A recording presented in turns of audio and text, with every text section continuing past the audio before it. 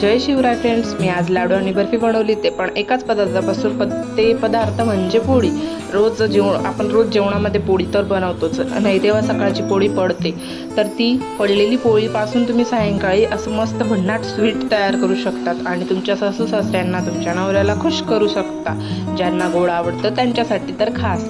तर मग चला रेसिपीकडे जाऊया. रेसिपी अगदी सोपी आहे. पोळी ग्राइंड करून घ्यायची, मिक्सरला बारीक करून घ्यायची, तिला लालसर तुपामध्ये भाजून घ्यायची. त्यानंतर गुळाचं पाणी तयार करायचं, ते पाणी त्यात मिक्स करायचं.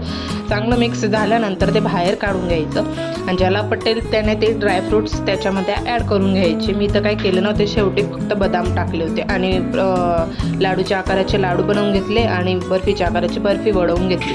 बस एवढंच. आणि ती 5-10 मिनिटानंतर खाल्ली तर इतकी खूप छान लागत होती. तर प्लीज माझ्या चॅनलला सबस्क्राईब करा आणि धन्यवाद बघितल्याबद्दल. थँक्यू.